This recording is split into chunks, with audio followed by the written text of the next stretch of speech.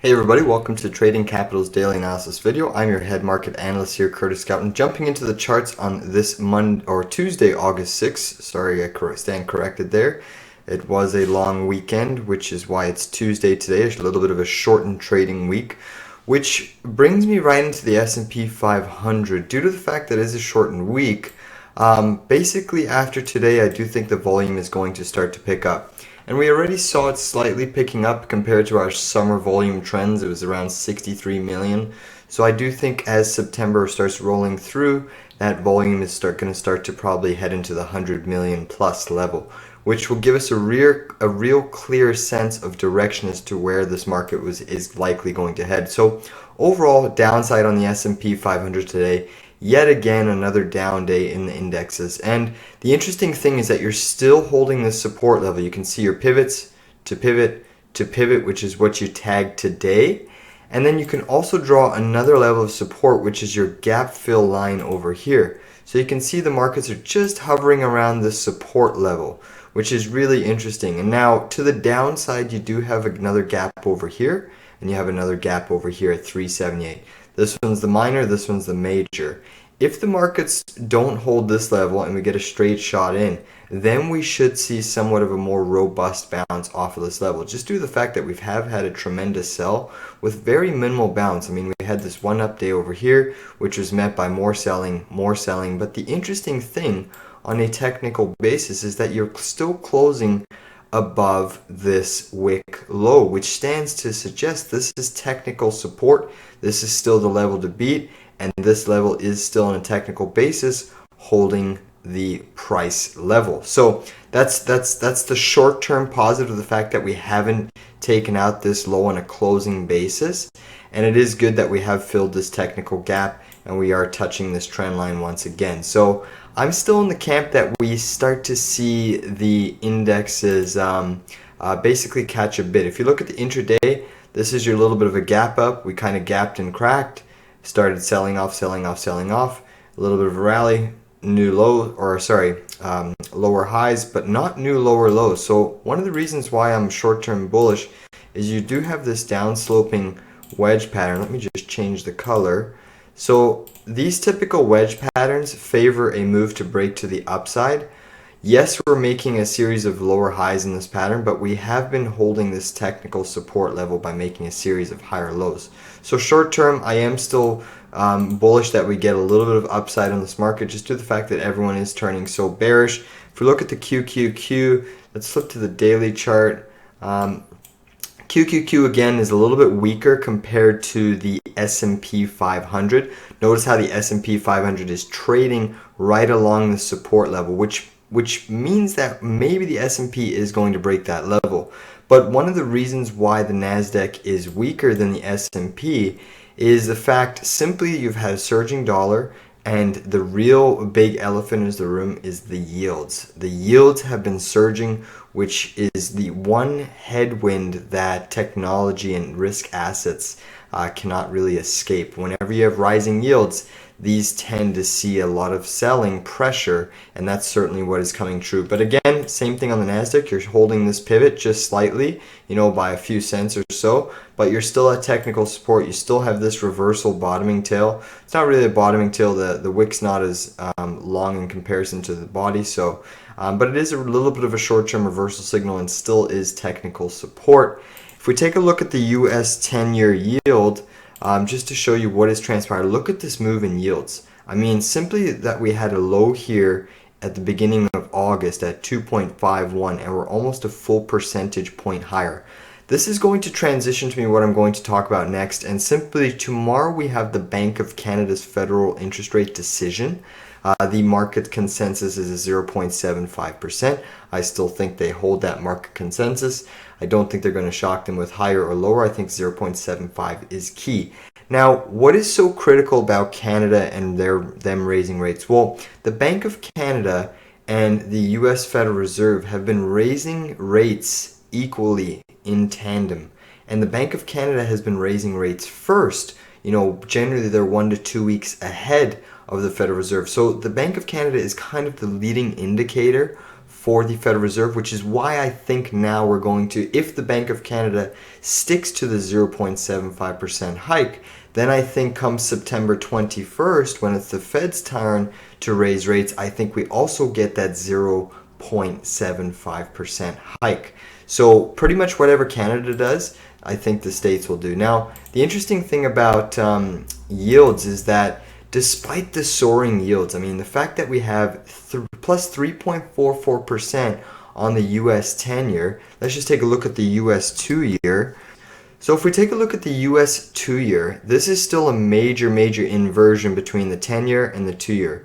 Now, the 10-year did rally substantially more, so it's showing that there was a little bit more pressure on the long end of the curve today. But nonetheless, this fact that we still have an inverted yield curve shows that the Fed fund rate should continue to push to this 3.5% mark, and we're still a full basis point away from attaining this federal fund rate. So a whole 1% away, which is basically a really big rally. I mean, in comparison to where the Fed fund rate needs to be and where it kind of is right now, this is your Fed fund rate, this orange line. Let's turn it into green. This is where the Fed fund rate is, and this is where the market participants are pricing it in that it should reach. So a substantial rally still needs to happen in the Fed fund rate in order to catch up with this 2-year yield. But tremendous move in yields, which is why the Dixie, the dollar, was yet again strong today. But despite the impressive move up in yields, I'm very shocked for the reason that the US dollar did not close above this reversal candle. Even with the backdrop of yields being incredibly strong, I was expecting that the US dollar would take out this high and actually close above it. And on a technical basis, you did not do that. So what stands to, in my mind, is that you're still in this wedge pattern, upsloping wedge patterns favor a move to the downside. So I think we get a downside move in the short term, since we are closing below technical resistance. And then even if you flip on the hourly chart, you have a nasty intraday 1-hour reversal candle over here with all inside bar bearish consolidation, which means that it does favor a move lower. Now the question is, do we break this wedge, or does it just find support at the wedge? That's kind of the predicament we're in right now with the US dollar. Since it is such a strong currency, it's going to take a lot of pressure for it to actually break key support levels. But overall, you have that on the 1-hour chart. You also have this massive reversal signal, which we got earlier in the trading day, right? Basically within the first 2 hours of opening on the new day today, the US dollar popped up here, and this could be maybe a fake print. I know some friends didn't get this on their charts, but what fake prints generally give you is a guide to where price action is likely to go. And look at this. Look where price ended up chopping and pretty much closing right at that fake print high. So I just implore you to take a look at your chart, see if you also got that fake print on the Dixie, the US dollar. It was on September 6th within the first 2 hours of the new day. So overall, that is very interesting price action. If you flip to the 2-hour chart, again, you still have this beautiful topping tail, which was off of the resistance level. You also have this reversal signal. And then you also made a beautiful another daily or another 2-hour intraday topping tail over here. And the beautiful thing is that all of this price action, despite you have 1, 2, 3 top signals, intraday top signals, all of the price action today closed below all of the 3 top signals. So again, technical resistance is met, and that's why I do think the dollar should soften up to eventually give these equities somewhat of a bounce. But that being said, it's still a powerhouse. You know, ultimately, can the dollar test the top of this range? It's a 111.50 or 112 pierce before it pulls back even more? Yes, it absolutely could. I do think eventually it's going to hit the top of this range, but I would have expected it to happen today or even a close below yesterday's or the September 5th reversal signal with the back of yields pushing up substantially higher. Now, let's take a look at energy. So first off, natural gas. I want to say congratulations on our KOLD. We killed it. Over 37%. Look at this move. From this 10-20 level, boom, we sold right at 14.01. I think I got filled at 14.01. I posted in the chat to sell at 14 because it was just ripping there.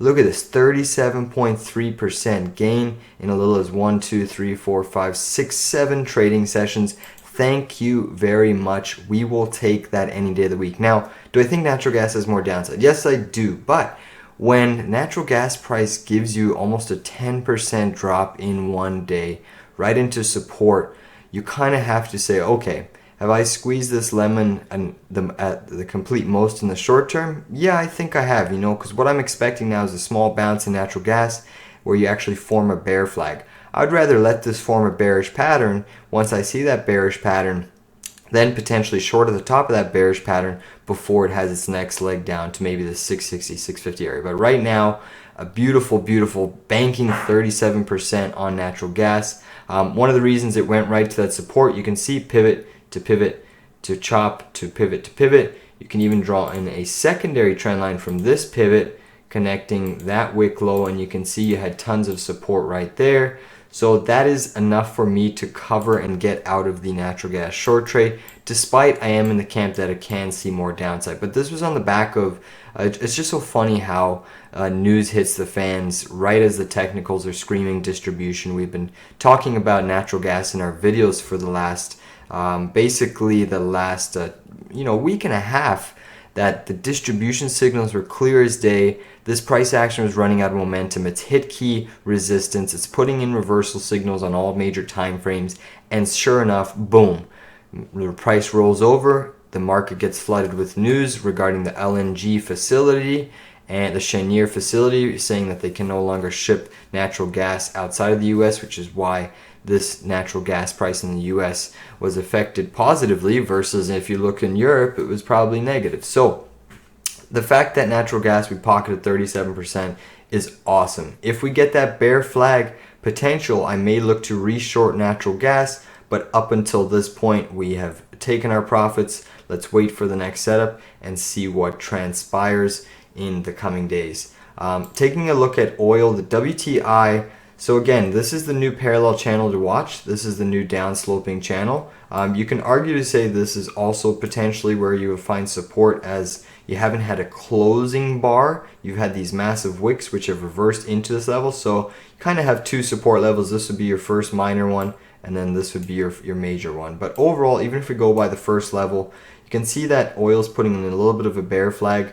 I would like to see maybe a couple more days of consolidation before breaking down. That would be a really, really healthy move down into this potential 76 level for oil. But overall, it was a very tough day for energy. Oil was down, natural gas was down, energy sector was down. So starting to see weakness. And what people have to remember is, in the start of recession and stock market declines, the risk assets and the S&P and the NASDAQ will start the broad market sell-off. It will generally head way, way lower before the energy stocks and commodities, but the commodities always play catch-up and end up beating the S&P 500 to the bottom in the market, which means they typically fall, 2 times faster than what the S&P 500 falls. So just a little bit of a historical cycle analysis. If we see significant downside in energy, it's generally one of the best leading indicators that this economy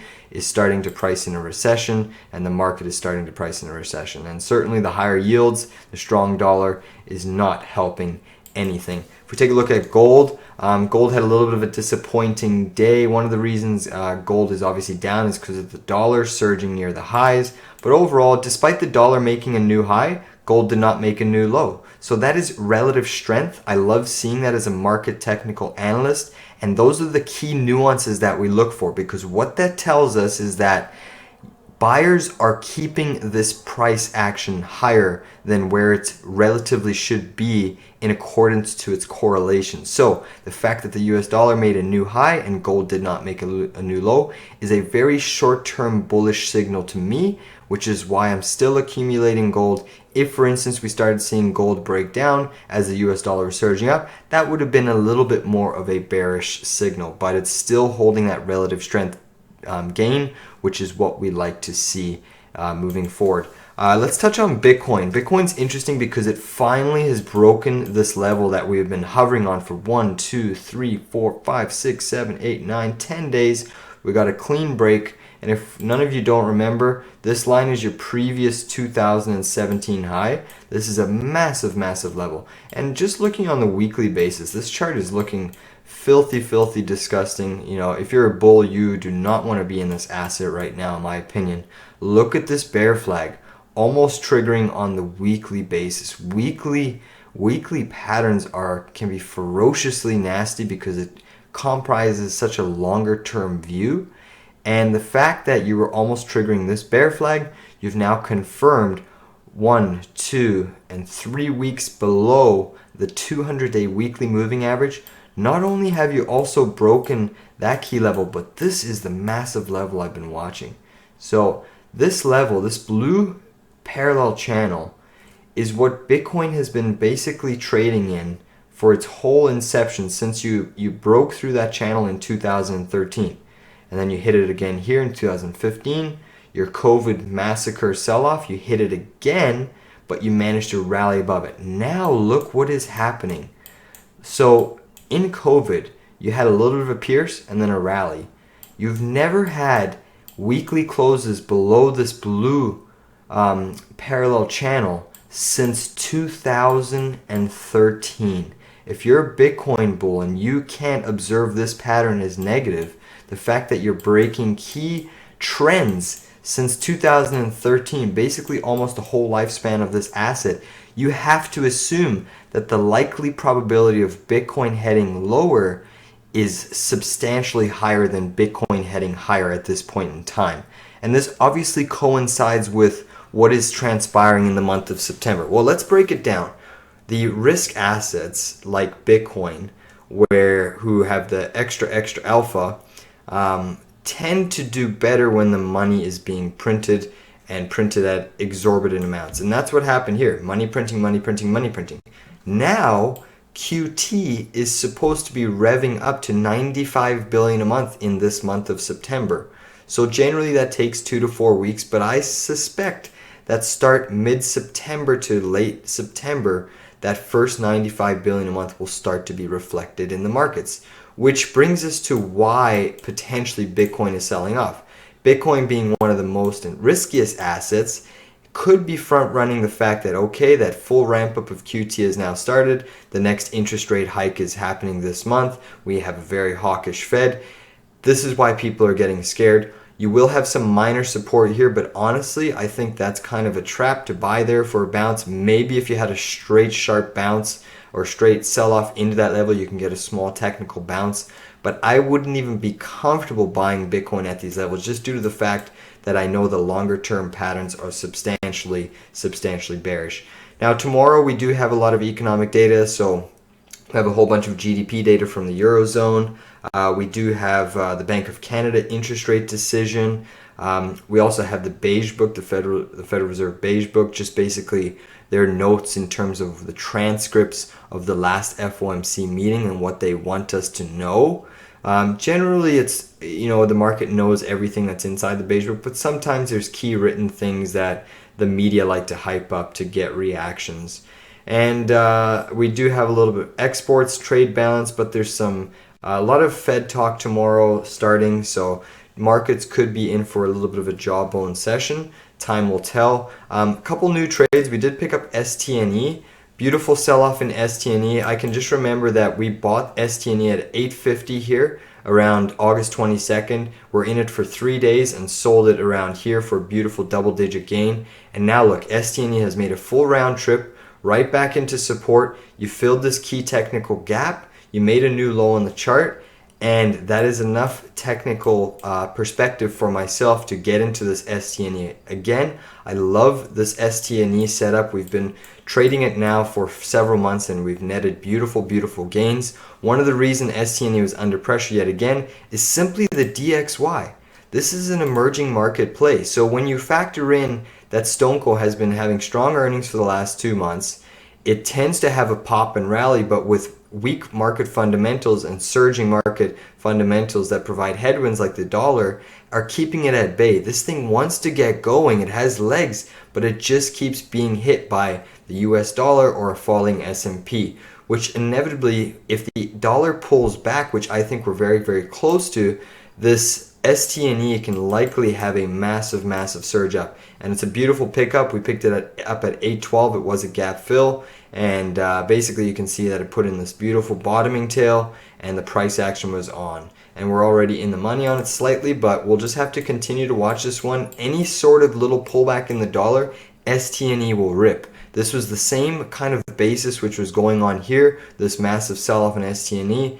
Boom, dollar pulled back a little bit, STNE ripped. Markets caught a bid, STNE ripped. So it's really basically a play against the dollar. If the dollar falls, it's going to go up. If the dollar rises, this is probably going to go down. But you are at support levels. This is a beautiful accumulation zone. So I do think we will start to see that pay off substantially. We also added to our SE today. So SE is putting in, there's been a lot of buying at these levels. I see accumulation patterns happening, especially during the intraday when I watch these stocks. I can see the accumulation definitely happening, and the interesting price action on SE is we added right down here at the lows, and you got in this little bit of a positive bullish doji candle. It's not a complete reversal signal, but it is showing that accumulation is happening at these levels. And again, you're forming this down sloping wedge pattern. Arguably, if you hold this level, one could make that you might, I mean, this right shoulder is a little bit deep, but you could be forming this little bit of a inverse head and shoulders pattern, which if it triggers and breaks out, this stock has a substantial amount of upside. But again, this is one that we're just accumulating slowly at these key technical levels. If we get a short-term pop, basically it could even pop to the top of this wedge pattern. That would be a beautiful double-digit gain for us. We also picked up Toyota TM today. If we take a look at Toyota, I'm going to pull on the weekly chart. Toyota has had a beautiful 1, 2, 3, almost 4 weeks of straight downside.